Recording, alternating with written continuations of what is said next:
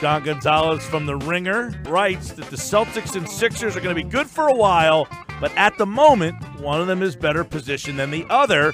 The next 5 years, the next era of the NBA, as he joins us now with a look at these two franchises riding down the train track. Who's set up better over the next? I still can't believe that trade. Paul Pierce, Kevin Garnett, and Jason Terry for 4 first-round picks. The Celtics didn't need to tank. They let Brooklyn do it for them. It's unbelievable. All right, let's bring in Gonzo here on the Boardwalk on the hotline. John, what's happening, my man? How are you? How are things? Things are going well. They're materializing well, except for the fact that Boston is beating everybody in basketball. That's not fun living in these parts. Yeah, they're really good, man. I mean, this is one of those things where you watch it and you go, I can't believe they're doing what they're doing without their 2 best players. And then you imagine what they might be able to do if they had Gordon Hayward and Kyrie Irving. And it's going to be scary for the rest of the Eastern Conference for a while. Well, let me ask you about that, because they get those 2 guys back. This is a 55-win team that turns into like a 65-70-win team, or are they still about where they are just with different guys filling the roles? Because, I mean, how much – I'm not saying that Rozier's better than Kyrie, but my gosh, I mean, he plays better defense. He's scoring. Hayward, I guess he's taking somebody's minutes that's contributing a lot here. So, like, are they just different, or are they significantly better with guys playing less minutes that are contributing now, if that makes sense? Yeah, no, I think that, like, what kind of roles some of those secondary and tertiary guys have will be interesting to see when those guys come back, because you're right. I mean, like, you can't play everybody 30 to 35 minutes a game. So does Jaylen Brown take a hit in terms of his usage rate? Does Jason Tatum? I can't imagine that would be true because he's been so phenomenal. For sure, Terry Rozier is probably going to have to take a cut in minutes. Do they bring back Marcus Smart? They're going to have some things to negotiate and navigate. But if you're the Celtics, those are pretty happy problems to have. No doubt, and they're up 2-0 in the series. But, the next era looks at the Sixers and the Celtics kind of heading down the track together. Now, we don't know what this offseason, which is big, really big for Philadelphia, probably bigger for them than it is Boston. But Boston is about 3 years ahead of where Philly started. So if you put those 2 teams together, sure, it looks like Boston is in a better position, but will they stay in better position?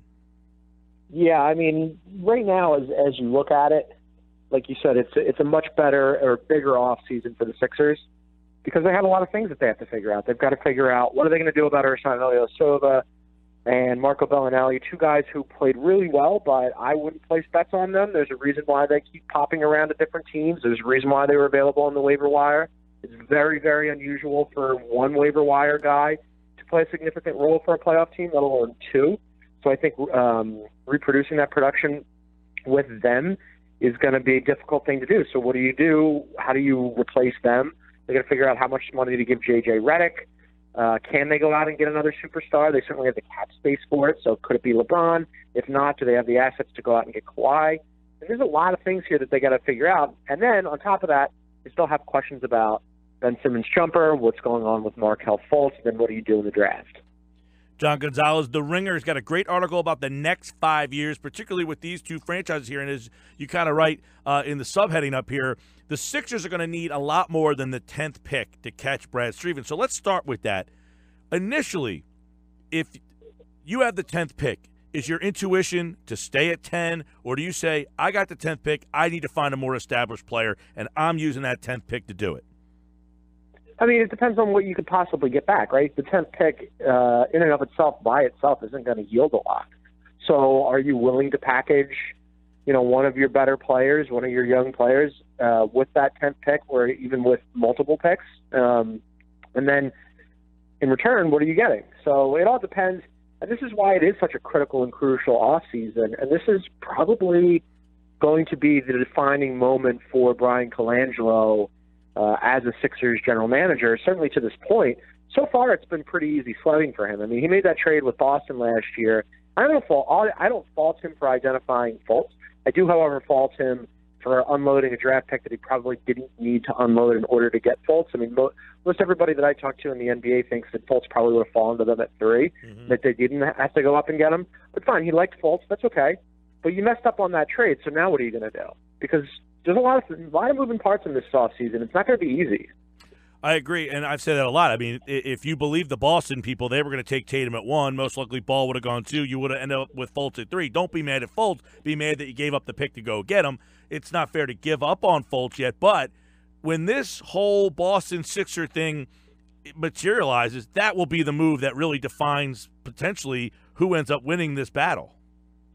Yeah, I mean, that's a player that, and an extra asset as well, that they really needed, right? They really needed Fultz to be good. He hasn't been, obviously. We don't know what he's going to become, but right now they can't be certain that he'll be anything. And then on top of that, you gave up an extra pick that you could certainly use moving forward. And on top of that, you helped an organization that's going to be your primary competition over the next however many years in the Boston Celtics. The Celtics could have as many as 4 first-round picks next year, which they probably wouldn't be able to use because they're already a loaded team, but that will allow them to package a bunch of picks in order to go get maybe another superstar. So they're really, really well positioned, and even though I really like what the Sixers have done, they're playing from behind right now. No question about that. John Gonzalez is with us from The Ringer. Read this article. You just mentioned they're playing from behind right now. What are some of the things that maybe we miscalculated about the Celtics that are now definitively clearer than they were maybe a year or two ago when we looked at it and said, well, the Sixers have the two – because I think people still, John, say the Sixers have the 2 better players out of the 2 teams. Would you agree with that? Oh, yeah, no doubt. I mean, like, if we're not talking about Gordon Hayward and Kyrie Irving, and we're talking about just, what they went to, what the Celtics brought into that second-round series against the Sixers, I picked the Sixers because the Sixers did, on paper, have the 2 better players, and I thought the talent would win out. Now, that said, I think that we all underestimated what Brad Stevens is capable of, how deep and switchable that team is on defense particularly, and just how good Jason Tatum has been. He was good all season long. He had a little bit of a rookie wall, and then he came back and started playing really well towards the end of the regular season. And then in the playoffs, he's been an absolute monster. And that adds extra insult to injury because not only did the Sixers trade up to get Markelle Fultz and get rid of that pick, as we said, but on top of that, the Celtics got an extra pick and a player who is just an absolute monster and that the Sixers are going to have to deal with for a long time. So, I think that we just sort of underestimated the sum of Boston's part. We could also go back to, I think a lot of people, myself included, said Jaylen Brown, he's a nice player, but for the number 3 pick, you got to get a more impactful player. But maybe we undervalue what he's going to be in this rivalry. Yeah, I like Jaylen Brown a lot. I think that he's going to be a really good player for Boston for a while. He already is a good player. But for me, Jason Tatum is a killer. I mean, that's the guy who he's immediately, like, when you're talking about, Al Horford has been excellent for them, right? And Jaylen Brown has been excellent for them.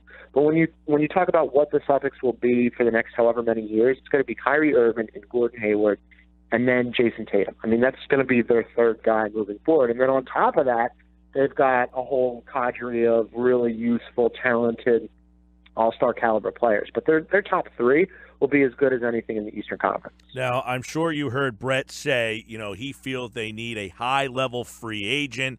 Brian kind of steered that back a little bit, but would you agree with Brett that the 10th pick is not going to be good enough, that they need to land a Paul George or LeBron James or trade for a Kawhi?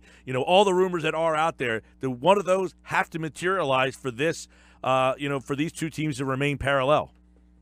I think if you're talking about, are you trying to keep up with the Joneses, the Ainges right now, like for next season, then the answer is yes. I think Brett's overarching point is correct in that they need more, right? I think that's what he was really getting at. Now, whether or not it's this offseason or next season during the year, if they make an in-season trade before the trade deadline, or the following offseason, the Sixers have a really good, young, talented core, and they're going to be really good and young for a little bit here. So they've got some time.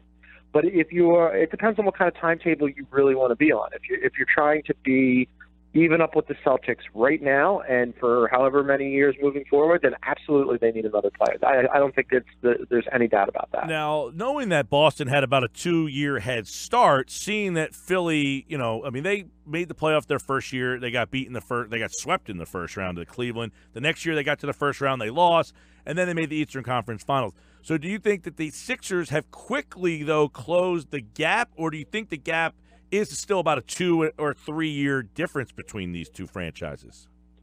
I'm not sure how many years the gap is, but there is a gap, right? I mean, I watched the process from beginning to present point, and it's amazing how quickly the franchise has changed. I don't think that anybody anticipated. I certainly didn't anticipate that the Sixers would be this good this year. I had them around 500 and maybe squeaking into the playoffs. So by all accounts, they had a really successful season. There's no doubt about that. They're ahead of schedule. But as I pointed out in the piece, you can be ahead of schedule one day, and then the next day you look around and go, oh, man, we're the Toronto Raptors. Like, we're winning 50 games every year, and then we're, like, out in, a round or two, and we haven't gotten to the finals, or we haven't gotten to the conference finals. And the Celtics are already in the conference finals 2 years straight. So wherever they are, they're ahead of the Sixers. Yeah, and you mentioned if the Sixers end up becoming that Toronto Raptors team, when you look back at everything, there's so many people that say that was it worth it. I think it's already been worth it. I think the fact that people are consuming and talking and caring and bitching and moaning and talking and caring about the Sixers at this time of the year tells you that what they set out to do is kind of working. But some people only identify a championship as the main reason, as something whether it worked or did not. Yeah, I think I think about it more like in tiers. I'm with you in that. To this point, huge success, no doubt about it. I mean, you can't look at what happened this year and where they were as recently as 3 years ago and think anything else. I mean, it's just been wildly successful. However, the process was implemented to be not just sort of like a middle of the pack thing, right? Like there are teams and cities, and Toronto might be one of them, where winning 50 games and making the playoffs, being relevant, even though you're not going to be in that top tier, is good enough. I think what the Sixers set out to do was to be in that top tier, to be in the group of teams that could potentially win a championship, and that's a really finite group. You've got Golden State Warriors, you've got the Houston Rockets, you've got whichever team LeBron's going to be on. Now you've got the Celtics, and then every now and again you've got the Spurs, although they've sort of fallen off a little bit in the last couple of years. You'd like the Sixers to be in that tier. Right, exactly. Where if you end up, if in the end they were the Houston Rockets, 10 years from now, they're 65 wins, they're right there, but they've never won anything. Do you think that most people would say, yeah, it was all worth it? I think the Rockets are a really interesting case study for that. I think probably the answer is yes. And the reason why is because this has been the most successful stretch in Houston Rockets history, even though in previous iterations of Houston Rockets history they did win a championship. The Rockets haven't won one yet. But what they've done consistently is identify players, gather assets, have cap space, put themselves in position to grab more players like a Chris Paul, or before that a James Harden, go out and draft well or trade for quality players like a Clint Capella. They're just constantly in the mix of good organizations with a ton of wins and a lot of flexibility. And that's what you want. You just want to give yourself a chance to be in that conversation. Now, right now, we know Boston has more depth than Philly, who is really top-heavy with their 2 picks. But Brian Colangelo said something. He said, this is the worst you're ever going to see these guys. This is the worst playoffs that they'll probably ever have because it was their first. They'll all continue to evolve and get better. So do you look at the Sixers duo and say, just by gaining that experience, that they have closed the gap somewhat? Yeah, I mean, there's no substitute for experience. I mean, Brett Brown has said that multiple times, and I certainly agree with him, and I think they're going to continue to get better.